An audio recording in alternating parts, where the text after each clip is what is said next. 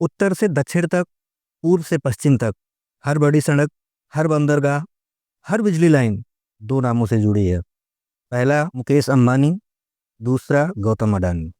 दो साम्राज्य, दो फिलॉसफीज, दो रास्ते जो एक ही देश की अर्थव्यवस्था को खींच रहे हैं।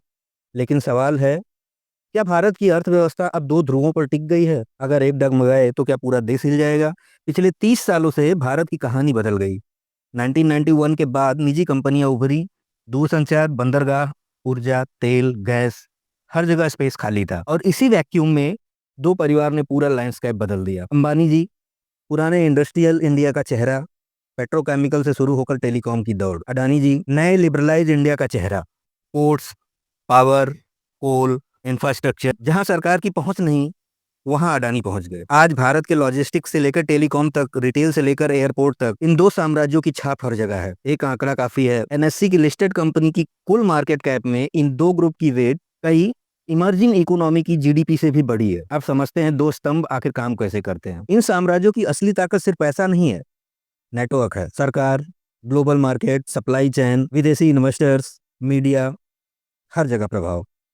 चैन ऐसी कि अगर एक लिंक हिल जाए तो इफेक्ट पूरे सिस्टम में जाता है। अंबानी और अडानी दोनों इसी प्रिंसिपल पे चलते हैं, कच्चे माल से लेकर आखिरी कस्टमर तक पूरी चैन अपने कंट्रोल में रखते हैं। जैसे तेल, तेल से रिफाइनरी, रिफाइनरी से पेट्रोल पंप, पेट्रोल पंप से रिटेल, रिटेल से डिजिटल पेमेंट, कोल से पोर्ट, पोर्ट से पावर प्लांट, पावर प्लांट से ट्रांसमिशन, ट्रांसमिशन से डिस्ट्रीब्यूशन। यह मॉडल इफिशिएंट भी है और जोखिम भरा भी, क्योंकि जितनी बड़ी चैन उतना बड़ा झटका।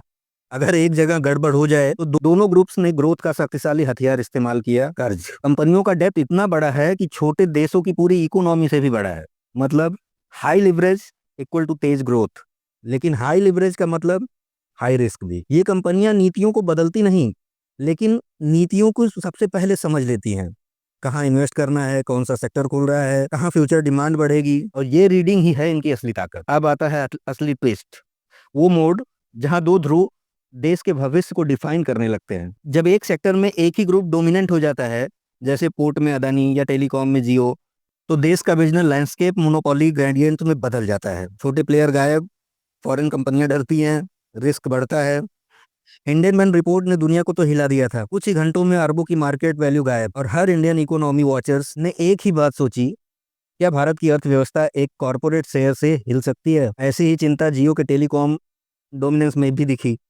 जब एक प्लेयर रूल करता है तो पूरी प्रणाली फ्रेगल हो जाती है। इंफ्रास्ट्रक्चर, एनर्जी, पोर्ट, टेलीकॉम, ये सारे सेक्टर पब्लिक इम्पैक्ट सेक्टर हैं। अगर गलती होती है, पब्लिक का नुकसान होता है।